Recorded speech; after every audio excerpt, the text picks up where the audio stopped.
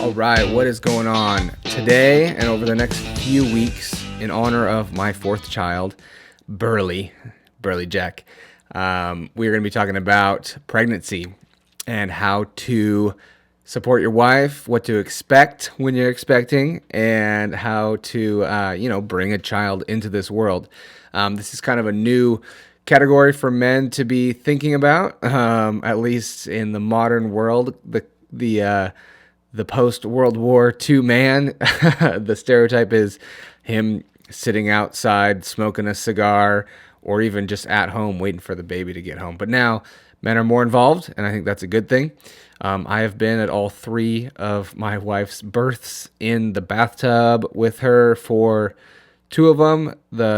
My daughter Josephine came too quick, so the bath didn't have time to fill up. So I just had her standing up in the bathtub. So I've been in the thick of it and watched the little hairy head emerge from my wife, and it's a crazy thing. And so if you're an expecting dad, hopefully these videos will help you, help you start thinking about what you're getting into as a dad. It's a very exciting thing, and you'll get lots of advice. A lot of people will try to get you worried and nervous about stuff, but you know what? You got this.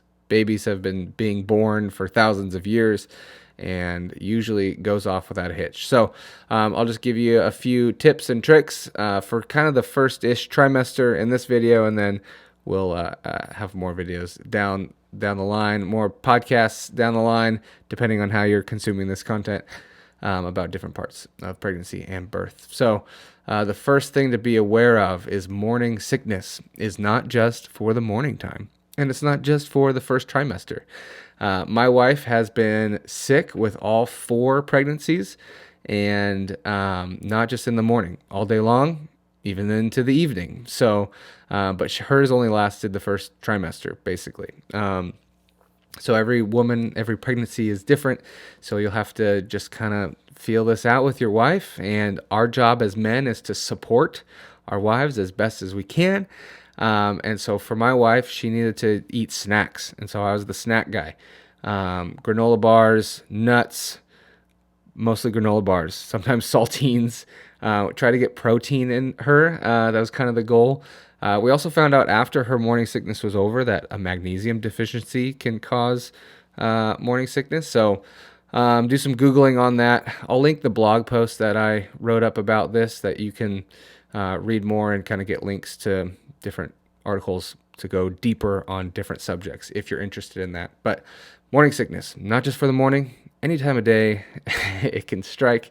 Do your best to help her out, be sympathetic. Imagine if you felt like barfing all day long for 3 months straight. That might help you get into her shoes.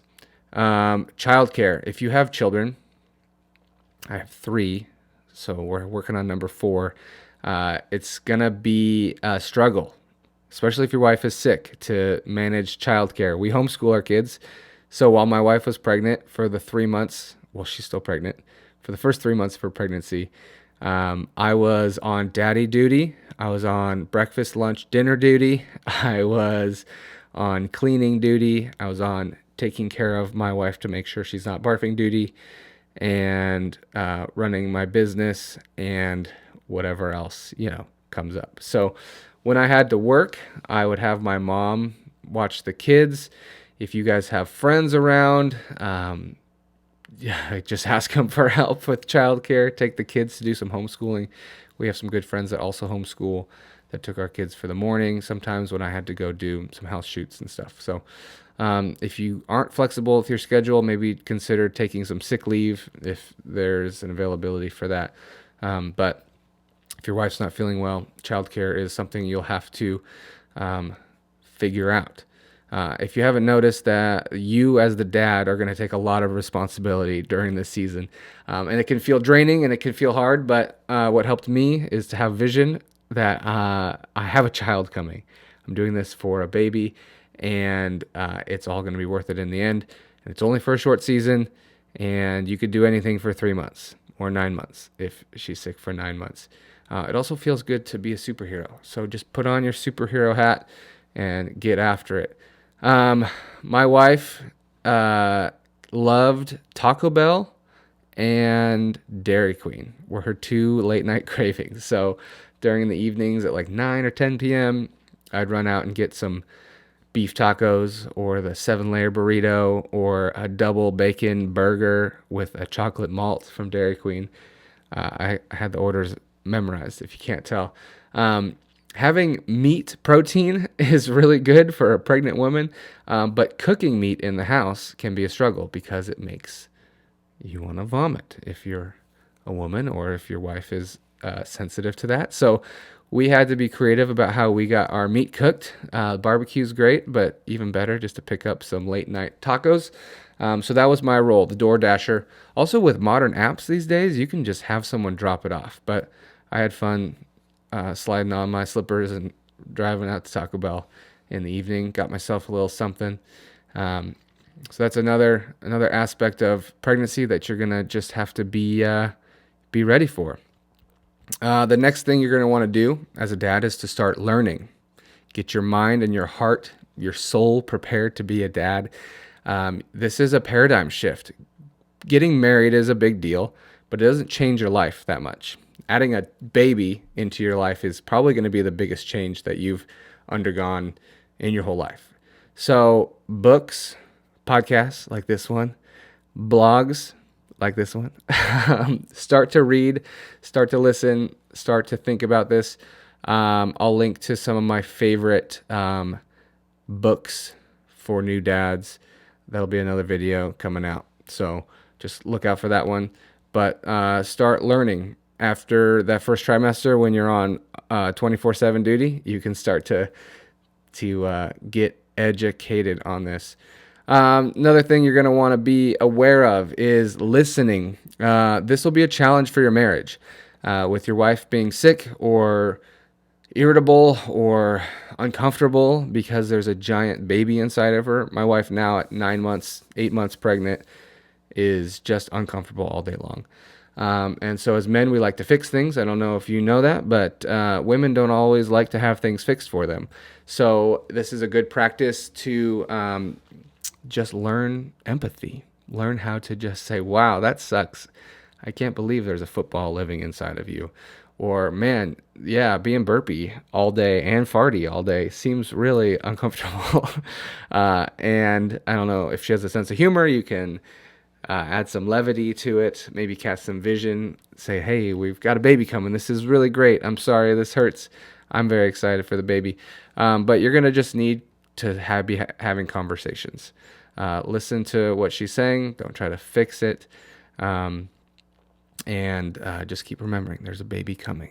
The next thing you're going to want to do is go to appointments with your wife. You'll have monthly checkups, and then I think they get down to like weekly at some places towards like the last month. Checking the size, checking the heartbeat, getting their pictures taken.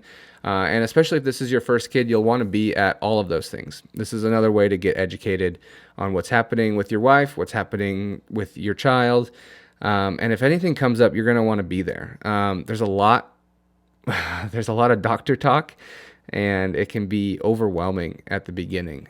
They can say, oh, there's a little spot on their heart, or, oh, there's a little spot here. Oh, wait, nope, that's just a smudge, right? Like we had with Leo, our first, they said, hey, there's a little dark spot on his heart. Do you guys want to do further testing? And we're like, why? Why would we do further testing? I'm like, well, some people like to terminate the pregnancy if there's complications.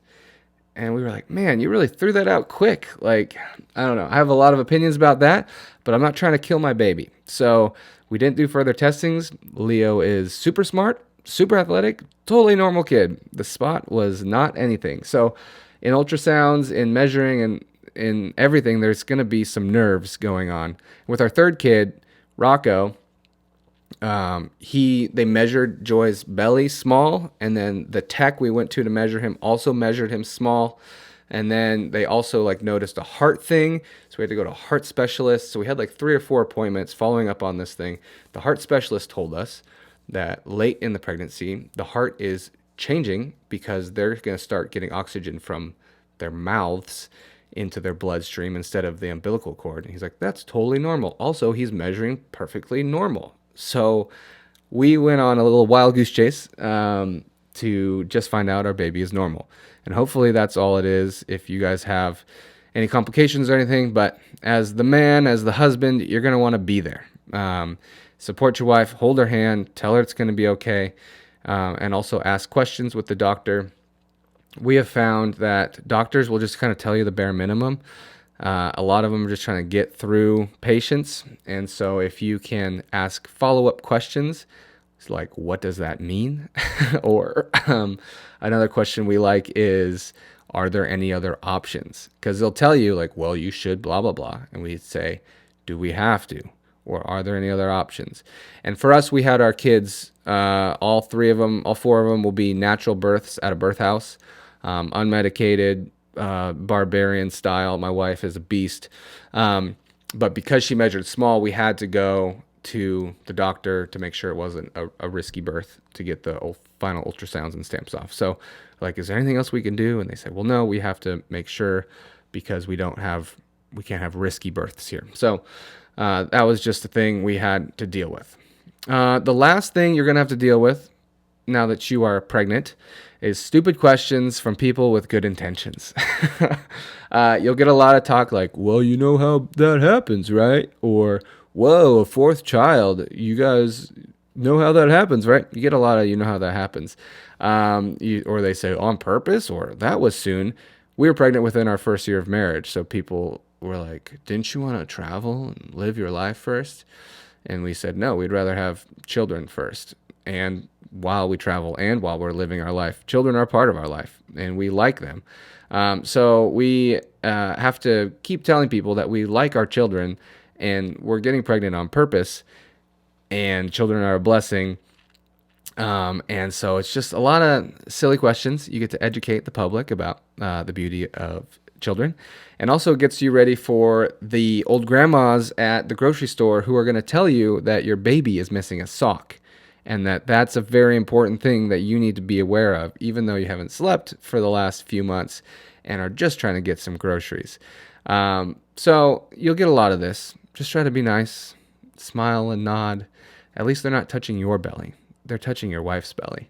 I forgot to mention this about grocery shopping. We started Instacart the last couple months, not while my wife was sick, but after that. Some of our friends were like, we just order our groceries from Fred Meyer and they just drop them off at our door. And we were like, pshaw, we're never going to do that. And then about a week later, we did it. And it only cost like $10 to deliver. And I was like calculating what my time is worth. And I was like, how do they pay people enough to make this worth it for them? So we started doing it. And like the third time we did it, we got an $80 order for $10, like because there was some crazy coupon. But if you're in charge of all the food and stuff while your wife is pregnant, I suggest Instacart. Fred Meyer does great. They just drop it right off. And if it doesn't, they don't have something at the store, they'll like request switch, and you can text back Y or N for the switch. And it's pretty great. It's not a sponsored video. I just really like it. And there's a link to Instacart, I think, an affiliate. So if you want to use it, you can click on that and I'll get a little kickback. So I think that's all my tips for the first little bit of pregnancy. The next videos we'll talk about different discussions you'll have to have with your wife about when the baby comes, some decisions you'll have to make, circumcision or no circumcision, if you're going to take time off, who's going to be the stay-at-home, and all of those things, breastfeeding or bottle feeding. So a lot of different questions for you to discuss and get into. But for now, I think this is enough for you to get the ball rolling. If you're just a dad trying to figure things out, congratulations. You can do this, and being a dad is awesome. I will be here in the comments. If you have any comments, you can leave them below. If you have any questions, if you have anything that I missed that dads need to know about during pregnancy, you can leave those in the comments. Also, thanks for watching. We'll see you next time, or thanks for listening. You will hear me next time, and take care. Godspeed.